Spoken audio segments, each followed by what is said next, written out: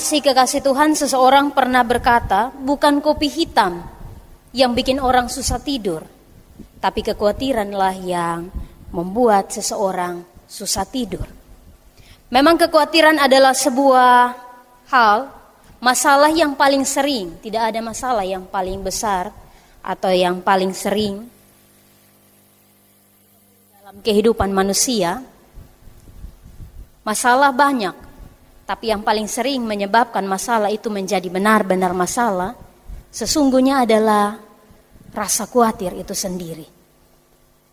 Kekhawatiran juga menjadi masalah bagi para pengikut Kristus, pengikut Yesus, baik orang-orang yang adalah murid-muridnya, orang-orang yang ada di sekelilingnya, perempuan-perempuan sebagai pengikut Yesus yang setia. Bahkan juga ada orang-orang yang mendengarkan firman Tuhan ketika Yesus berkhotbah di bukit.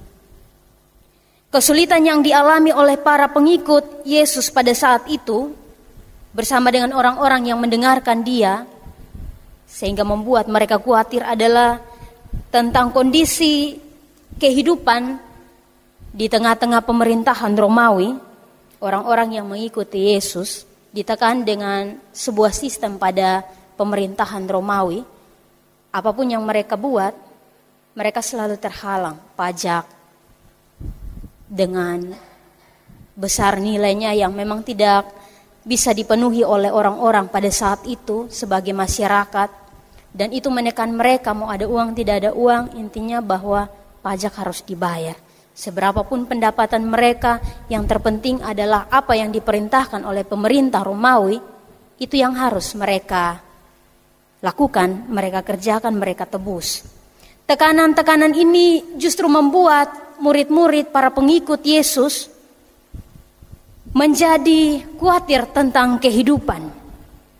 Yesus memakai dua hal selain manusia sebagai ciptaan untuk menggambarkan tentang bagaimana cara Tuhan memelihara ciptaannya. Kita tahu bersama ciptaan Tuhan itu ada dua, ada tiga. Manusia, selain manusia ada dua, tumbuh-tumbuhan dan juga hewan. Dan Yesus pakai selain manusia, Dia angkat salah satu contoh binatang atau hewan yang bisa dipakai untuk gambarkan bahwa Tuhan menyertai, Tuhan memelihara para pengikut-pengikutnya. Yang pertama, Dia pakai burung pipit. Kalau kita lihat burung pipit, mungkin kalau kita punya sawah, burung pipit ini burung yang ukurannya mungkin 7-11 cm dibanding burung merak, burung yang elang. Burung pipit ini burung dengan ukuran yang sangat kecil. Dan dia suka makan yang namanya biji-bijian. Selain padi, biji jagung juga bisa dia makan. Segala biji pada pohon-pohon itu yang jadi makanannya. Dan biasa kalau kita lihat burung pipit itu jarang untuk dia jalan sendiri. Kalau dia terbang sendiri, bukan jalan, terbang. Kalau dia terbang sendiri, itu artinya bahwa dia sedang tersesat atau mungkin dia ada sendiri. Tapi umumnya burung pipit kalau cari makan sudah pasti cari makan dalam jumlah kelompok, ya, secara kelompok. Dan mungkin kalau soal rupa, burung pipit ini tidak secantik atau seindah burung merak, burung raja wali yang besar, dan burung-burung lain yang mungkin seringkali kita pandangi dengan warna mereka yang cukup menarik. Meski demikian rupa dan kondisi burung ini, Yesus mau bilang bahwa Allah menyiapkan yang terbaik untuk mereka. Kalau Yesus minta, pandanglah. Dan juga Yesus minta, perhatikanlah. Artinya bahwa ada hal yang harus diamati pada kedua ciptaan ini, pada burung pipit dan juga bunga bakung ini. Ada hal yang harus diamati, diperhatikan, supaya kemudian itu dipahami sebagai sesuatu yang bisa darinya kita belajar. Para pengikut Yesus bisa belajar dari dua ciptaan ini untuk memahami bahwa Tuhan memelihara mereka. Burung pipit memang tidak pernah menanam, tapi mendapatkan makanan dari tumbuhan atau pohon. Mungkin murid-murid akan berpikir bagaimana mungkin tidak tanam, tetapi mereka makan free. Sonde tanam, tapi makan enak-enak saja. Ya, masing-masing dengan cara kerjanya untuk menemukan berkat Tuhan. Kalau dia tidak menanam, artinya memang burung pipit tidak bisa menanam. Tapi caranya untuk memperoleh berkat Tuhan sebagai tanda Tuhan memeliharanya adalah dia tidak berdiam diri pada sarangnya. Dia terbang untuk mencari. Itu cara dia bekerja, cara dia berusaha untuk mendapatkan makanan bagi dirinya. Satu hal yang paling unik adalah burung pipit dia ambil secukupnya. Kalau mau cari makan dia ambil secukupnya. Dia tidak pilih satu karung begitu. Ambil secukupnya. Itu cara burung pipit. Dengan cara Yesus mengajari pengikut-pengikutnya untuk belajar memahami bahwa sekecil apapun Tuhan memelihara burung pipit. Tuhan memelihara bunga bakung. Kita pernah lihat bunga bakung kok? Ya, kalau saya lihat ternyata bunga bakung ini bunga yang kita tanam, tapi kita tidak tahu kalau itu namanya bunga bakung. Ada yang tahu bunga bakung kok? Ada yang pernah lihat? Bunga bakung ini ya dia hampir sama mirip dengan cara hidupnya bunga. Biasa kita bilang bunga Desember, entah namanya apa tapi kita bilang bunga Desember. Dia cara hidupnya itu sama seperti bunga Desember. Dia baru kita tidak sadar bahwa oh ternyata di situ ada bunga. Pas musim hujan dulu baru kita tahu, oh ternyata ada bunga karena dia mengeluarkan tunas daunnya dan kemudian dia berbunga. Kalau di Kupang sini kita susah untuk lihat, tapi kalau kita pergi di tempat-tempat, apalagi tempat-tempat dingin, padang-padang, itu paling sering kita lihat. Kalau mungkin ada yang pernah ke Fatumnasi, itu juga banyak di hutan-hutan Fatumnasi itu. Kalau musim panas, daunnya kering. Dan orang tidak tahu bahwa sebenarnya itu pohon itu dia ada tumbuh di situ. Dia diam-diam, umbinya dipelihara. Tanah itu membuat dia tetap hidup. Ketika dia kena air, dia hidup dengan sendirinya. Tuhan memelihara bunga bakung. Tuhan mendandaninya dengan warna yang indah, dengan rupa yang sangat cantik. Kekasih-kekasih Tuhan, kalau manusia paham cara Tuhan mengasihi dan juga merawat dua jenis ciptaan ini, maka kekhawatiran tidak akan menjadi penyebab seseorang susah tidur. Mungkin orang hanya susah tidur karena memang dia murni minum kopi, makanya malam dia sonde tidur begitu. Tapi kalau kita paham cara Tuhan melihat bunga pipit, burung pipit dan juga bunga bakung ini, dalam cara Tuhan memelihara, ketika burung pipit dia menjadi yang paling terkecil. Kita lihat dalam Alkitab juga menggambarkan burung pipit ini dia burung yang tidak ada harga. Paling termurah. Bukan termurah, malah tidak ada harga sama sekali. Tapi Tuhan punya cara untuk memeliharanya. Bunga bakung. Ketika dipandang orang dikira bahwa bunga bakung itu telah mati. Padahal dalam diam Tuhan pelihara dia dan membuat dia hidup pada musimnya. Kekasih-kekasih Tuhan. Yang Yesus mau adalah jangan kita menghabiskan waktu untuk membuat kekhawatiran itu semakin bertambah-tambah dalam kehidupan kita. Yang Yesus mau adalah jangan kita habiskan waktu untuk khawatir pada apa yang sebenarnya sudah pasti kita tahu bahwa Tuhan akan siapkan untuk kita. Memang tidak dapat dipungkiri kekasih Tuhan, setiap orang yang namanya manusia dalam hidup itu sudah pasti dia akan khawatir. Tapi kalau iman kita ada, kita beriman benar-benar dan sungguh kepada Tuhan, dan dengan keyakinan kita bilang bahwa semua akan baik-baik saja, maka segala sesuatu akan terlihat bahwa memang kita percaya pada cara Tuhan memelihara kita, memang kita percaya pada cara Tuhan menjaga dan mempersiapkan yang terbaik untuk kita. Tapi kalau kita bilang kita beriman, kita tahu bahwa sungguh yang Tuhan buat itu baik adanya, tapi kita masih khawatir. Itu sama seperti kita bayar utang pada orang yang sebelumnya kita sama sekali tidak berhutang pada dia. Artinya sia-sia, kita tidak utang tapi kita bayar utang. Kita tidak pernah pinjam uang di orang tapi kita bayar hutang. Itulah kekhawatiran. Kekhawatiran tidak menambah apapun dalam kehidupan kita, tapi justru merugikan diri kita.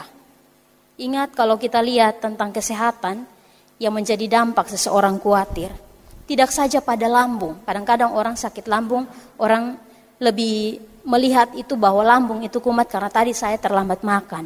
Padahal sebenarnya lambung itu paling pengaruh besar itu karena orang terlalu khawatir atau mungkin ada sesuatu dalam hatinya yang mengganjal sehingga ia tidak bisa mengontrol ketenangan dalam hati. Imun tubuh berkurang, itu juga penyebab. Kita lihat lagi kondisi COVID begini, akhir-akhir ini Kupang sudah mulai kembali panik. Kita sapa juga, kita harus berjaga-jaga. Dan ingat, imun tubuh itu paling terpenting. Coronanya bisa dilawan bukan dengan masker semata. Masker itu melindungi kita. Tapi yang paling terpenting adalah kita punya imun tubuh yang baik. Bayangkan kalau kita khawatir, itu imun tubuh itu berkurang jauh sekali. Kita butuh makanan yang sehat, minuman yang sehat supaya mengembalikan tubuh kita untuk tetap pada imun tubuh yang baik untuk kesehatan kita. Tidak saja itu, darah kita berkurang karena susah tidur. Orang khawatir sepanjang malam dia bisa saja tidak tidur. Dia hilang percaya kepada Allah, itu kalau orang khawatir. Pada Allah, juga pada sesama. Kita kemudian menjadi orang yang tidak percaya pada Tuhan. Kita kemudian menjadi orang yang tidak percaya pada sesama kita. Kita terlalu fokus pada ketakutan dalam diri kita. Bahkan hal yang paling sering terjadi sebagai dampak kalau seseorang khawatir adalah dia terlalu fokus pada kekhawatirannya, lalu kemudian lupa untuk memberi ruang kepada Yesus, kepada Tuhan, kepada Allah, supaya Allah bekerja terhadap apa yang dia khawatirkan. Ini yang sering kali kita abaikan dalam kehidupan kita. Yang ada di otak kita adalah sesuatu yang negatif. Kita khawatir, dan seterusnya. Dan kemudian kita bahkan mengabaikan bahwa kalau apa yang kita khawatirkan itu kita serahkan pada Tuhan. Kita buka kehidupan kita supaya yang saya takutkan itu Tuhan ambil alih supaya Tuhan buat sesuatu menjadi baik.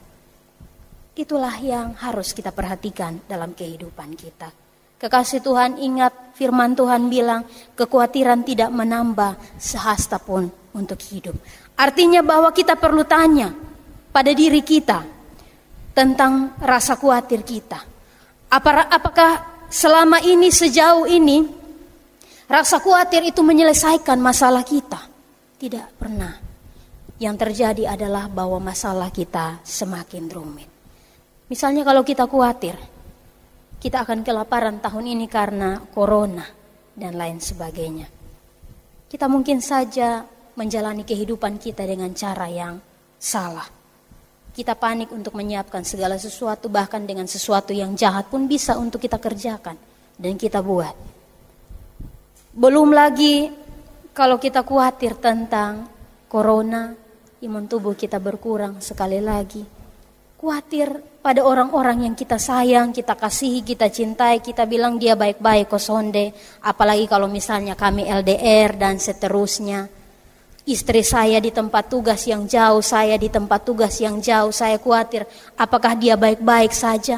Apakah itu menyelesaikan masalah? Tentu tidak. Semua itu tidak menyelesaikan masalah. Kekhawatiran hanya membuat kita kehilangan banyak kesempatan untuk percaya pada orang lain dan terlebih untuk percaya pada Tuhan. Kekasih-kekasih Tuhan, kalau kita lihat dalam firman Tuhan, dua hal yang menjadi penekanan pada firman Tuhan adalah Yesus pilih tentang makanan dan juga tentang pakaian. Saya mengajak kita untuk coba kita lihat pada apa yang adalah nats pembimbing kita.